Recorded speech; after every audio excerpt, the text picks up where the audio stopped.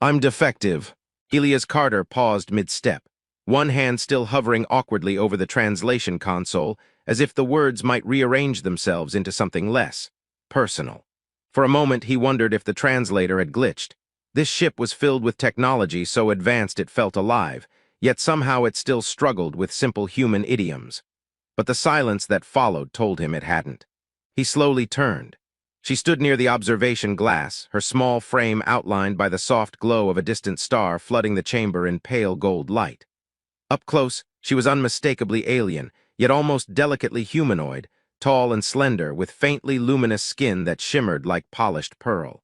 Her eyes were the most striking part, large, reflective, threaded with thin veins of silver that caught the light with every subtle shift in her expression. Right now they were dim, not physically dim, emotionally. Elias didn't know how he knew that, but he did. "That's a strong word," he said carefully. Around them, the chamber remained unnervingly still. This part of the diplomatic vessel, an elegant, floating structure belonging to one of the most politically powerful alien empires in known space, was designed for quiet conversation. The walls curved organically, glowing faintly as if responding to presence rather than touch, and the air carried a subtle harmonic hum, like something was always listening. And right now, Elias had the uncomfortable feeling it actually was. She didn't look at him immediately. Instead, her gaze stayed fixed on the vastness beyond the glass, an entire world below them, radiant and impossibly structured, its surface covered in geometric cities that pulsed with synchronized light. "It is the correct word," she said softly. Her voice was smooth, almost musical, but there was a fracture beneath it. "It is the word my people use." Elias shifted his weight, resisting the urge to rub the back of his neck like he always did when conversations got weird. Which lately was often. "Okay," he said, "but maybe your people are a little dramatic." That earned him a reaction, not from her, from the others. He felt it before he saw it, the subtle tightening of posture from the two attendants standing near the doorway, their luminous forms going slightly rigid. Their skin, faintly glowing in cool shades of blue, flickered toward something sharper. Disapproval, maybe, or shock. Elias glanced at them briefly, then back at her. "I'm guessing that was the wrong joke." She didn't smile, but something in her expression shifted. Confusion, perhaps. "You speak without caution," she said. "Yeah," Elias replied. "It's kind of a human specialty." That at least seemed to register. Her eyes flickered faintly, a soft ripple of light passing through the silver threads. Encouraged, just slightly, Elias stepped a little closer, careful not to invade her space. He had learned quickly that proximity meant different things across species, and this one, whatever her people called themselves, seemed particularly sensitive to it. "Look," he said, lowering his voice, "I don't know what standard you're being measured against, but defective feels excessive." She finally turned to face him. Up close, the difference between them felt even more pronounced, not just physically, but structurally somehow. As if she existed in a constant state of fine-tuned balance, every movement precise, every breath controlled. Except now there was a slight irregularity to her glow, a faint instability. "That is because you do not perceive what I am," she said. Elias raised an eyebrow. "I mean, I perceive that you're talking to me instead of the 20 very important-looking aliens on this ship who keep staring at me like I'm a walking policy violation." That earned him another reaction, this time a sharper one. The attendants near the door shifted again, exchanging a glance, quick, almost imperceptible, but charged. He caught it. He always caught those things. "You are not what we expected," she said slowly. Elias let out a quiet breath. "Yeah, I'm getting that a lot." There it was again, that look. Not just from her, from the entire ship, it seemed. Ever since he'd arrived, the reactions had been off. Not hostile, not exactly respectful either, more like uncertain, like no one quite knew what to do with him. Even the way he'd been assigned here felt strange. A last-minute transfer, no clear explanation. Just a note stamped with multiple layers of diplomatic clearance and a single line, "Human liaison required." He hadn't questioned it. He probably should have. "You were chosen," she continued, her voice quieter now, despite lacking alignment. "Alignment," Elias repeated. "That sounds important." "It is everything." He gave a small, crooked smile. "Yeah, humans don't really do everything. We're more of a figure-it-out-as-we-go kind of species." For the first time, she almost smiled. It was faint, barely there, but the glow beneath her skin shifted, softening just enough to notice. Then it faded again. "Your unpredictability is disruptive," she said. It is why you are here. Elias frowned slightly. That doesn't sound like a compliment. It is not. He huffed a quiet laugh. Good, I'd be worried if it was. A brief silence settled between them. Not uncomfortable, just heavy. Then she looked at him again, more directly this time. My condition, she said, prevents me from synchronizing with my people. I cannot align my emotional state with theirs. I exist out of phase. Elias blinked. Out of phase. She nodded once. I feel independently. He stared at her for a second, then he tilted his head slightly. And that's a problem. The attendant stiffened again. She didn't answer immediately. Instead, her gaze searched his face as if trying to understand how he could ask that so casually. It means I am alone, she said. The simplicity of it hit harder than anything else she'd said. Elias exhaled slowly. Okay, he said, softer now. Yeah, that part I get. Her expression shifted, just a fraction. Do you? Yeah, he said. Humans are kind of specialists in that, too. A faint silence stretched between them again. Then almost hesitantly she spoke. I am considered flawed, incomplete, unworthy of. You're not defective. The words came out before he thought them through. Simple, direct, human, she froze completely. The light beneath her skin stabilized instantly, smoothing into something clear and steady in a way he hadn't seen before. Behind her, one of the attendants took a sharp step forward. Careful, they began, their voice tight. Elias didn't even look at them. He was still focused on her. You're perfect, he said. He meant it as reassurance, nothing more, but the effect was immediate, her breath caught, not like before. This time it was controlled, measured. Her eyes widened slightly, the silver within them brightening, locking onto his with sudden, unwavering intensity. The room changed, not physically, but perceptually. The hum in the walls deepened. The attendants went completely still. And for the first time since he'd stepped onto the ship, Elias Carter had the distinct, unshakable feeling that he had just done something very, very important. He just had no idea what. No one spoke for 3 full seconds after he said it. It wasn't the kind of silence Elias was used to, the awkward human kind where someone coughs or shifts or tries to fill the gap. This silence felt structured, intentional, like the entire room had been forced into stillness by something larger than the people inside it. Then the attendants moved. Both of them stepped forward at once, their previously measured composure gone, replaced by something sharper, urgent, almost alarmed. Their luminous skin flared brighter, thin lines of light racing across their arms and necks like signals being transmitted beneath the surface. What did you say? One of them demanded. Elias blinked, caught off guard. Which part? The other one's voice came lower, more controlled, but no less tense. Repeat your statement. Elias glanced between them, then back at her, Saren. She hadn't moved. She was still looking at him, not blinking. Not reacting the way she had before. Her glow had stabilized completely now, a smooth, radiant tone that felt precise. Intentional. It wasn't flickering with uncertainty anymore. It was steady in a way that made the air feel heavier. I said, Elias began slowly, suddenly aware that he was the only one in the room who didn't seem to know what was happening. You're perfect. The reaction this time was worse. One of the attendants inhaled sharply, an actual audible intake of breath, and took another step forward, as if to intervene physically. The other reached out, placing a restraining hand on their arm, but their own posture was rigid, their gaze fixed on Elias like he'd just activated something dangerous. You cannot, the first one started. She heard him, the second interrupted quietly. Elias raised both hands slightly. Okay, I feel like I missed a memo. Saren finally moved, not away from him, toward him. It was subtle, just one step, but it changed everything about the space between them. The faint light beneath her skin shifted again, not brighter but deeper, as if layers of it were aligning beneath the surface. You spoke without coercion, she said, her voice no longer trembling. It was calm now, clear, without expectation of exchange. Elias frowned slightly. Yeah, that's usually how talking works. The attendants did not appreciate that. One of them stepped forward again, unable to stay back any longer. Human, you do not understand the implications of what you have declared. Yeah, Elias said, glancing at them briefly. That part's becoming very obvious. Saren didn't take her eyes off him. In our language, she continued, to name another as perfect is to acknowledge them as wholly accepted, unconditionally. Elias nodded slowly. Okay, that's nice, I meant it that way. The room tightened, the attendant's voice dropped to a near whisper, strained.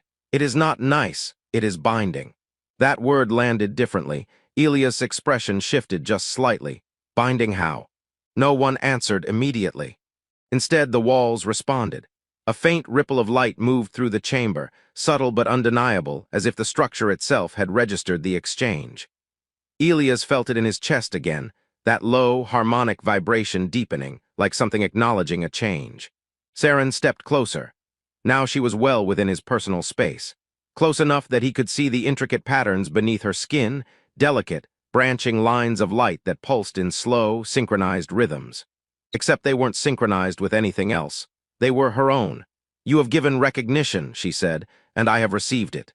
Elias swallowed once, very aware that every other presence in the room had gone completely still. "Right," he said. "And that's a problem." Her head tilted slightly. "Not for me." Behind her, one of the attendants actually looked away, their glow dimming as if in disbelief. The other spoke again, more controlled this time, but no less intense. "Human. Such declarations are reserved for bonded pairs within our highest societal structures. They are not spoken casually. They are not given." Elias let out a quiet breath. "Okay, well, that would have been useful information about 10 seconds ago." "That information is not shared with outsiders," the attendant snapped. "Yeah," Elias said, "I'm starting to see the downside of that policy." Saren didn't react to the tension. If anything, she seemed steadier because of it. "You do not retract your words," she said. It wasn't a question. Elias looked at her, really looked this time, at the absence of fear. At the way she was holding herself, not small, not withdrawn, but present in a way she hadn't been before, and something in his chest tightened. "Should I?" he asked quietly. The attendants reacted immediately. "Yes," one said. "No," Saren said at the same time. The clash of responses hung in the air like a fracture. Elias glanced between them. "Well, that's not confusing at all." Saren took another small step forward, closing the remaining distance between them. Her voice dropped slightly softer, but not uncertain. "If you retract it," she said, "then your words become false." "And if I do?" Elias asked. The attendant stiffened. Saren held his gaze. "Then they remain true." Silence. Elias exhaled slowly, running a hand through his hair. "Okay, so either I insult you or accidentally marry you. Great options." The word didn't translate properly. He saw it in the flicker of confusion across their expressions. "Bond," one of the attendants corrected quietly. "Yeah," Elias muttered. "That one." Before anyone could respond, a soft chime echoed through the chamber. All three aliens reacted instantly, not with fear, with recognition. "The summons," one of the attendants said, their tone shifting back into formal control. "The court has been notified." Elias blinked. Notified of what? No one answered him. Saren's gaze never left his. But now there was something new behind it. Not fear, not confusion, certainty. "The Empire will require clarification," the attendant continued. "That sounds official," Elias said. "I don't like official." "You are now involved in a matter of imperial significance," the other added. "Yeah," Elias said under his breath. "I gathered that when the walls started reacting to my compliments." Saren reached out slightly, not touching him, just close. "You will come with me," she said. It wasn't a request. Elias looked at her hand, then back at her face. "Do I have a choice?" A brief pause, then very quietly. "No." He let out a soft, disbelieving laugh. "Of course I don't." As the chamber doors began to open, revealing a corridor already lined with waiting figures. Tall, luminous, watching in complete silence. Elias Carter realized something with absolute clarity. He hadn't just said the wrong thing. He had said the one thing in the entire galaxy he couldn't take back. The chamber was alive. Elias felt it the moment he stepped inside, not just the scale of it, though that alone was overwhelming, but the presence. The walls weren't walls in any human sense. They curved upward into a vast, luminous dome, shifting with slow waves of light that pulsed in response to something deeper than movement. Figures stood in elevated arcs around the perimeter, tall, radiant, impossibly composed, each one emanating a controlled, synchronized glow that blended into a unified, almost hypnotic rhythm. Except for one, Saren, her light did not match theirs, it never had. And now, standing beside Elias at the center of the chamber, it didn't even try to. A low harmonic tone resonated through the space, not quite sound, not quite something else. It pressed gently against his chest, like the room itself was aware of him, or judging him. "Human Elias Carter," a voice spoke, though no single figure moved to claim it. It came from everywhere at once, layered and precise. You have made a declaration recognized under our highest binding protocols. Elias shifted slightly, resisting the instinct to look around like he was in trouble at school. Yeah, he said, starting to understand that. A faint ripple passed through the gathered figures, not disorder, but a subtle disturbance in their otherwise perfect synchronization. You were not informed, the voice continued. No, Elias replied, I was not. Another ripple, stronger this time. Saren remained still beside him, her posture calm, her presence unwavering. But he could feel it now, the difference. Where the others felt like a single, unified system, she felt like an individual standing inside it. Alone, but not small anymore. The declaration stands, the voice said. It has been witnessed, received, and acknowledged. Elias exhaled slowly. Right, and now what? A pause, then. It must be validated. The word echoed through the chamber, and this time Elias felt it in his bones. Validated how? He asked. Before the voice could respond, another figure stepped forward from the arc above, taller than the others, their glow more refined, more controlled. Their features were sharper, their presence heavier, authority. By intent, they said, their voice singular, cutting cleanly through the layered resonance of the chamber. A binding declaration requires conscious affirmation. Elias frowned slightly. You mean I have to say it again? Yes. The simplicity of it didn't make it easier. The chamber stilled, every luminous gaze settling on him. Saren didn't look at the others. She looked at him, not with fear, not with uncertainty, but with something far more dangerous. Trust. You may retract your statement, the authoritative figure added. Given your species' lack of cultural alignment, allowance can be made for error. There it was, the exit, clean, logical, safe. Elias let out a quiet breath, glancing briefly at the gathered figures, an entire empire watching him like he was some kind of anomaly that needed to be corrected. Then he looked back at Saren, at the way she stood now, not withdrawn, not flickering, steady, because of something he had said without thinking. You were afraid, he said quietly, more to her than to the room. A faint shift passed through her glow. Yes, she answered, and now? She didn't hesitate. I am not. The chamber reacted to that. Not visibly, but the rhythm of the light shifted, just slightly, like a system encountering something it couldn't immediately categorize. Elias nodded once, almost to himself. Yeah, he said softly. I can see that. He ran a hand through his hair, letting out a small, almost amused breath. Okay, he added, glancing up at the towering figures around them. I've got a question. No one interrupted. Why is that a problem? Another ripple, stronger. The authoritative figure's glow sharpened. Individual divergence destabilizes unity. Unity sustains our civilization. Right, Elias said. And how's that working out for her? Silence. Not the structured kind. A real one. Saren's light didn't flicker, didn't waver. She just stood there, existing. And for the first time, it felt like the entire chamber was noticing it, really noticing it. Elias took a small step forward, not away from her, but slightly ahead, just enough to shift the dynamic. She's not broken, he said. She's just not the same as you. The words hung there, simple, human, dangerous. You call that instability, he continued. We call that being a person. A murmur passed through the chamber, not sound, but a disruption in the perfect harmony of their collective state. The authoritative figure's gaze remained fixed on him. You impose your perspective onto a structure you do not understand. Elias shrugged slightly. Yeah, that's kind of our thing. A faint, almost imperceptible shift moved through Saren's expression, something like warmth. He looked back at her. And for a second, the entire galaxy didn't matter. You asked for intent, he said, then he turned fully toward her. No hesitation this time, no uncertainty. You're perfect, Elias said. The moment the words left his mouth, the chamber reacted. Not with sound, with light. The synchronized glow of the Empire fractured, not violently, but undeniably. Patterns broke, realigned, struggled to reform as something new pushed against the structure they had always maintained. Saren's light surged, not outward, inward, condensing, stabilizing, becoming something impossibly clear and self-contained. She stepped forward, not toward Elias, not toward the court, but into herself. I accept, she said. And the chamber changed. The harmony didn't collapse, it evolved. Where there had once been perfect synchronization, there was now variation, subtle, fragile, but present. Individual frequencies emerging within the whole, no longer erased. The figures in the arc shifted, some recoiling, others still, others adjusting. The authoritative figure did not move for a long moment. Then, slowly. Their light dimmed, not in defeat, in acknowledgement. The bond is validated, they said.